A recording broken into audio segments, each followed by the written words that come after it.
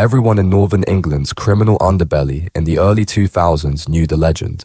A crew so precise, so ruthless, they could hijack a £1 million cash van with stolen farm machinery, vanish into the night, and leave the cops chasing ghosts. But when their ambitions turned to murder, even the hardest men wondered if anyone could survive crossing their path. At the center of it all was Dennis Slade, the Leeds crime boss the courts later called a Premier League criminal, a reckless hothead who built an empire on fear, discipline, and calculated risk. So ask yourself this: when a man who has dominated Britain's organized crime world finally faces the full weight of the law, does he break? Or does he stay exactly as he always was? This is the true crime story of Dennis Slade, who rose quietly to the top of Britain's organized crime world until one step too far set off a chain of events that unraveled everything. Stay with me. You need to hear how it really went down. Welcome to Crime Pulse, pulling back the curtain on Britain's darkest underworld stories. If you're hooked on true crime tales that grip like this one, hit that subscribe button now, smash the like and ring the bell for notifications so you never miss an upload. Let's dive in. Leeds in the late 1990s and early 2000s was a city teetering on the brink of chaos, a sprawling urban powerhouse in West Yorkshire where the glittering new economy clashed head-on with a surging tide of organized crime. The dot-com boom and regeneration projects were pumping money into the city centre. Sky-high office blocks, trendy bars, and luxury apartments springing up. But down on the streets of estates like Chapeltown, Hare Hills, Seacroft and Swarcliffe, a different kind of cash was flowing. Cocaine, heroin, and ecstasy were flooding in from ports and international networks, turning deprived neighborhoods into battlegrounds. The drug trade wasn't just big business. It was a gold rush that armed a new generation of criminals with ambition and zero respect for the old-school codes. Turf wars erupted like wildfires. In Chapeltown, long a hub for immigrant communities and nightlife, Jamaican yardie gangs established footholds by the early 2000s, bringing with them a ruthless reputation for gun violence that shocked even hardened locals. Police reported scores of deportations and armed response units just to patrol the streets after multiple shootings in a single week. Rival crews fought over postcodes and dealing spots, with broad daylight hits becoming disturbingly common. One infamous feud saw Clifton Jr. Bryan gunned down in 2000, the fourth victim in a spiraling gang war. Families connected to notorious figures like Frank Burley, shot dead shortly after release from prison, added layers of grudges that simmered for years. Cash-in-transit vans, post offices, banks, and even jewelers became prime targets as gangs escalated from street dealing to high-stakes armed robberies.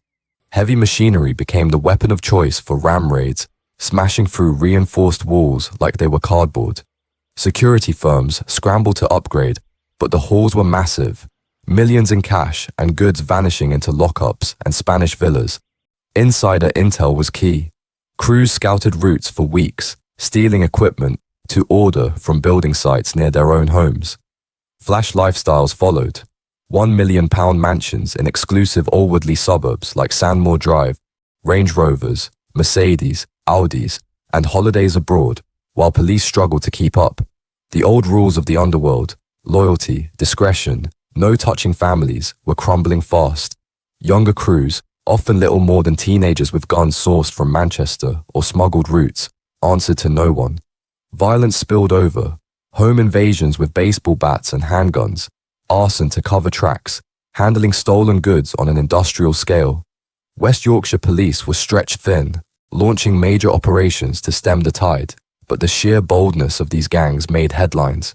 It was a volatile cocktail: opportunity for the ruthless, desperation for the trapped, and easy money for those willing to risk it all. And right in the heart of the storm, rising from the tough East Leeds estates, men like Dennis Slade built empires that seemed invincible.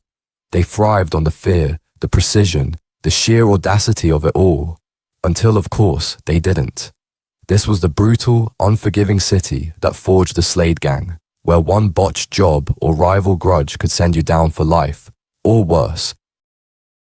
Dennis Patrick Slade was born in September 1975 and came of age on the gritty estates of East Leeds.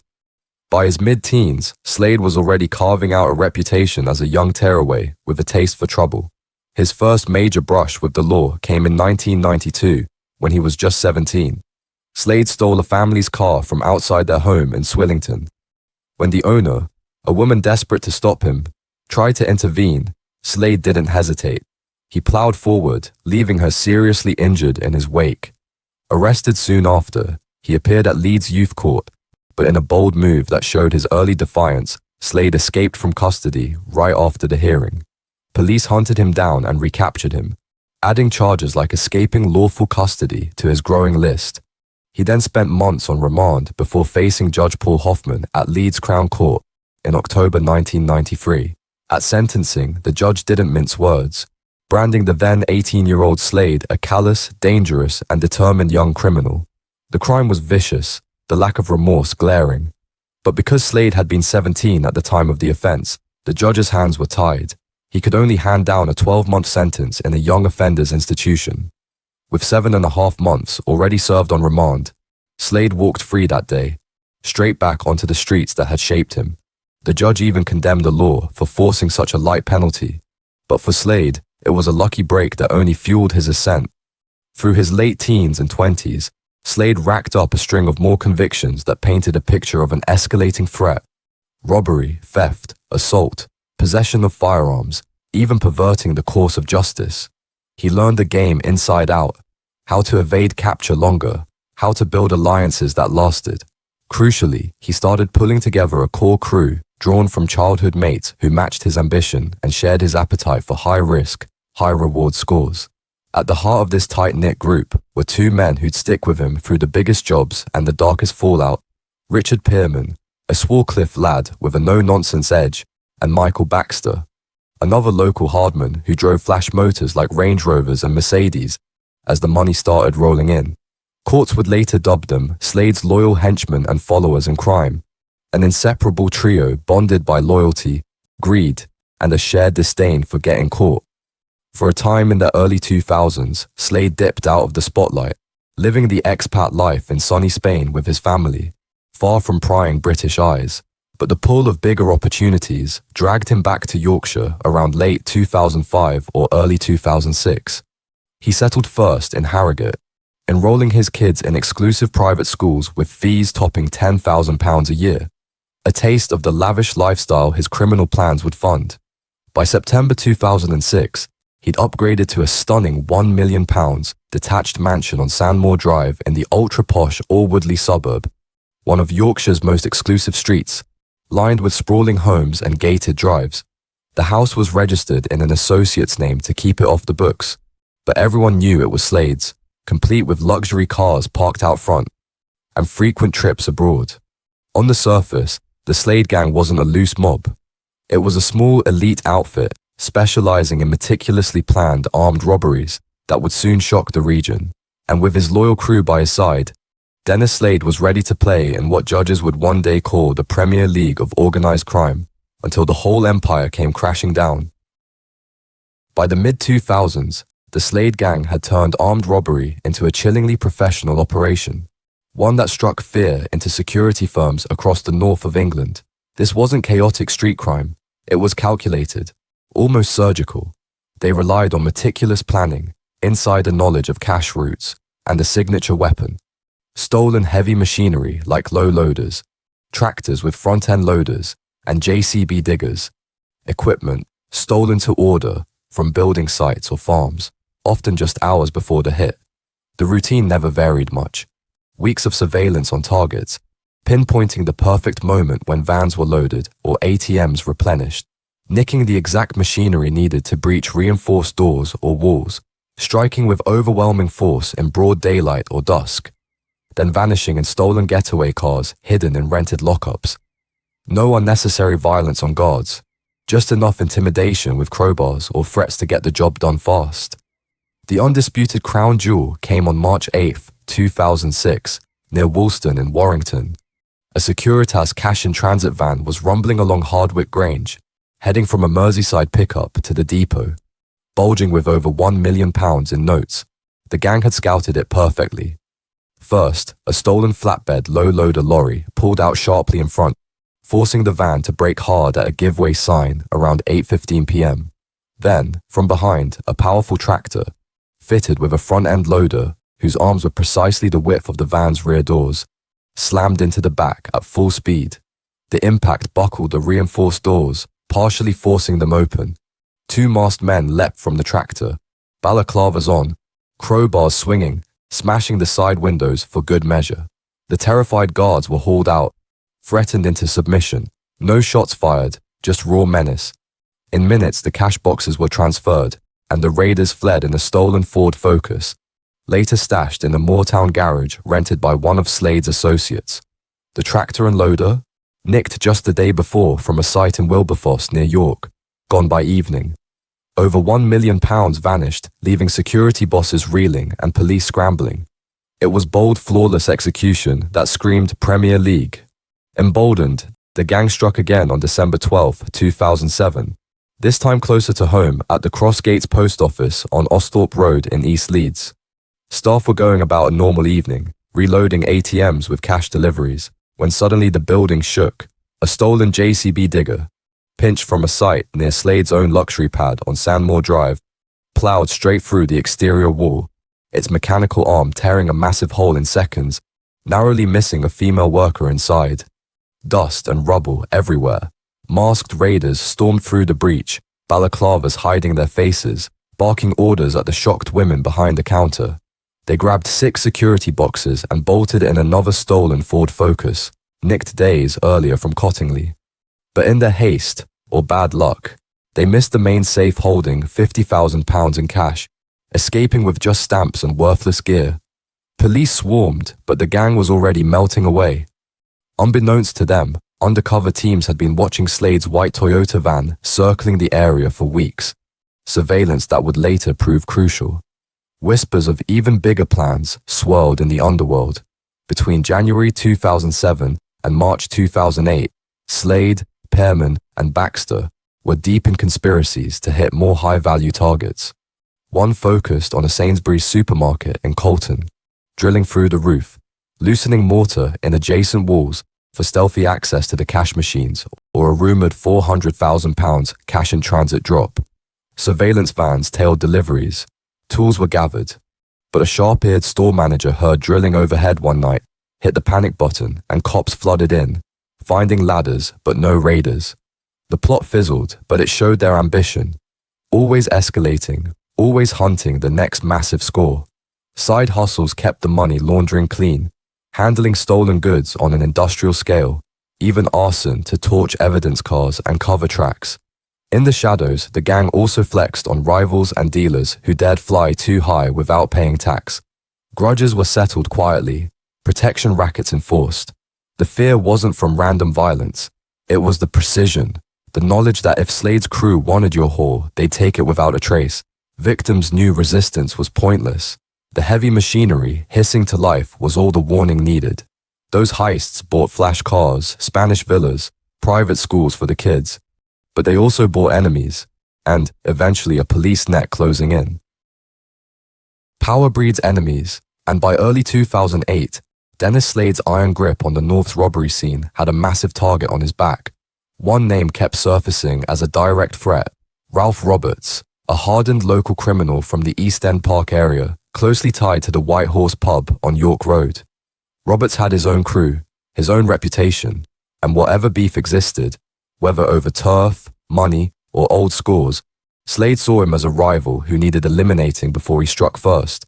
He decided to strike preemptively, escalating from precision heists to cold-blooded murder.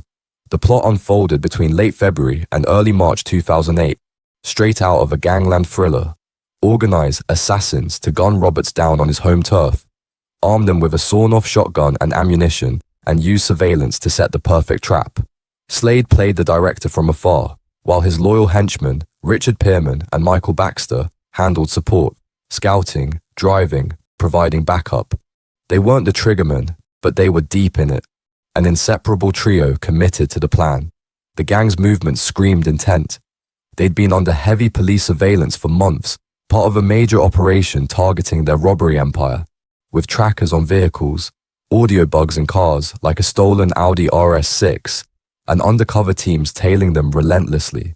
What cops initially thought was prep for another big cash hit turned deadly serious when the RS6 started circling East End Park repeatedly.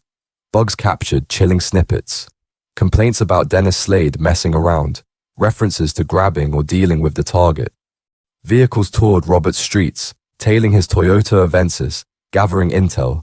A homemade tracker device, crafted by Slade himself, was ready to slap on Roberts' car if needed to track him for the kill. An earlier attempt had already fizzled spectacularly. Assassins approached Roberts outside a pub.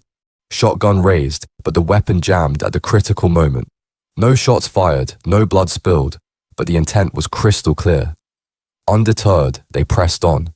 The climax came on the evening of March 4th, 2008. The plan: lure Roberts out into the open. Masked figures smashed up a Vauxhall Vectra, parked near his home on York Road with baseball bats. Loud, deliberate damage designed to draw him rushing out in anger. Surveillance gear in rucksacks, phones with batteries removed to dodge detection, the gang converging. But police were one step ahead the whole time. Serious organized crime officers, watching every move, realized this wasn't a robbery recon. It was a murder setup. As the gang gathered in North Leeds and headed toward East End Park, armed units swooped. Firearms teams flooded the Dawlish estate area. They heard what sounded like shots, found a burnt-out car linked to the crew, and cornered the Audi RS6 on Ivy Avenue. Inside, Slade, Pearman, and Baxter, caught red-handed. A frantic Slade had tossed his custom tracker onto the floor. Rucksacks stuffed with surveillance kit. Mobile batteries yanked out in panic. The assassins scattered on a motorbike and in another car, shotgun in tow, but the core trio was nabbed. The hit botched spectacularly by police intervention. It was the fatal overreach, the moment unchecked ambition turned to arrogance, and Slade's iron fist finally cracked. The 2009 to 2010 trials at Leeds Crown Court weren't just legal proceedings, they were absolute spectacles, sprawling across 7 months and turning the courthouse into a fortress. Unprecedented security measures blanketed the place, with armed police marksmen posted on rooftops and outside the building, a full ring of steel around the court.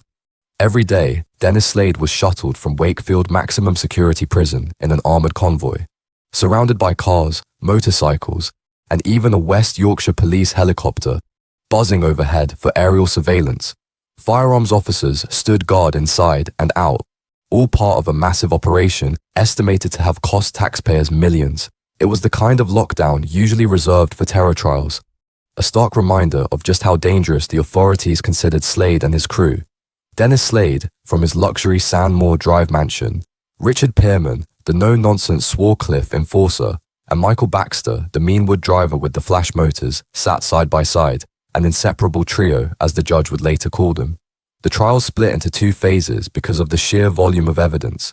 The first, wrapping up in August 2009 before His Honor Judge Paul Hoffman, saw all 3 convicted of conspiracy to murder Ralph Roberts, plus arson attack, criminal damage, and handling stolen goods. A 4th man, James Robert Hudson, pleaded guilty to some robbery counts and got a lighter 9-year sentence, described as not a core member. The second trial, grinding through late 2009 into February 2010, focused on the heists.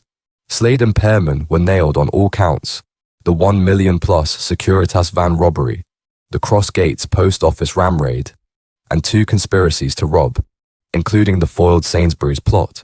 Baxter, who'd already changed pleas on some, was convicted on the remaining robbery charge. Prosecutors, led by Robert Smith, painted a ruthless picture. Slade as the architect, instigator, and coordinator, while Pearman and Baxter were his loyal henchmen and followers in crime. Sentencing day, February 12, 2010, was brutal. Judge Hoffman didn't hold back, branding them callous, dangerous, and ruthless men, operating in the Premier League of crime. He highlighted the hierarchy, Slade at the top, but stressed they were all hardcore, committed to the enterprise. Life sentences for the lot, with discretionary life for the robberies on top of the murder plot. After deducting remand time, Slade got a minimum tariff of 19 years and 206.5 days. Pearman and Baxter, each 17 years and 206.5 days. The judge warned they'd only walk when deemed safe by the parole board.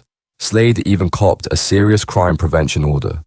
No mobiles, restricted banking, barred from certain contacts, to stop him running ops from inside. But even as the gavel fell, cracks in the case lingered. Defense teams eyed appeals, questioning voice IDs on bugs and the strength of the murder conspiracy evidence. The underworld buzzed. Had Slade's infamous luck finally run out, or was this empire just paused? Justice isn't always final, and for the Slade gang, the wheels of appeal turned in their favor. In 2015, the Court of Appeal quashed the conspiracy to murder convictions against Dennis Slade, Richard Pearman, and Michael Baxter, ruling them unsafe due to issues with the evidence, particularly around voice identifications on surveillance bugs and other procedural flaws. A retrial was ordered, kicking off later that year at Leeds Crown Court, but midway through, prosecutors stunned everyone by offering no evidence against the trio. The case collapsed, the not guilty verdicts entered, and just like that, the murder plot charges vanished forever. The gang stayed behind bars for the robbery convictions alone, but the overturned count slashed their minimum terms dramatically, down to around 10 years after credit for time served. Freedom started calling earlier than anyone expected. Michael Baxter walked free first in 2016, following a parole board direction. Richard Pearman followed in July 2017, after a panel noted some concerns about his attitude, but concluded his risk wasn't imminent. Then came the boss. Dennis Slade was released in March 2019, with the parole board praising his completion of offending behavior courses, his grasp of victim impact, and his clear motivation for an offense-free life. Witnesses, including prison staff, all backed his release, but the fallout didn't end at the prison gates. Later in 2019, under Proceeds of Crime Act proceedings, Slade was ordered to cough up over £250,000 in confiscated assets, money tied to his lavish lifestyle, including that £1 million Sandmore Drive mansion, technically in an associate's name but ruled as his. Luxury cars like a Bentley once owned by a pop star, and years of extravagant spending. His former partner also faced orders for living off the proceeds. Deeper ties surfaced too, linking Slade to dodgy Leeds businessman Mansour Mahmoud Hussain. Evidence showed Slade stayed rent-free in Hussein's 7-bedroom Sandmore Drive pad, and after release, in a city centre penthouse. Hussein's £10 million property empire crumbled in 2020 under the UK's first major unexplained wealth order success, with the National Crime Agency seizing dozens of homes and cash, alleging much of it funded by organised crime networks, including associations with Slade. Dennis Slade's story wasn't just another Gangland saga. It was a watershed moment that changed the face of organised crime. His downfall exposed how vulnerable even the most professional crews could be to modern policing. In the aftermath, West Yorkshire Police and forces across the region ramped up their game. No reports of reoffending have surfaced for Slade or his crew as of late 2025. He's kept a low profile, but in Leeds' underworld shadows, a name like his never fully fades. Was this redemption, or just a clever pause? But old grudges don't die easily. When Slade walked free in 2019, whispers rippled through Leeds' estates, old rivals wondering if scores from the 2000s were still unsettled, eyes watching to see if the Premier League boss would stay retired or flex again. The Iron Fist may be retired, but in Leeds' shadows, legends like Dennis Slade never truly fade, they just wait. That wraps up the chilling saga of Dennis Slade and the gang that dared to play in the Premier League of Crime. If you crave more untold stories from Britain's darkest underworld, hit subscribe to Crime Pulse and ring the bell. We'll see you in the next one.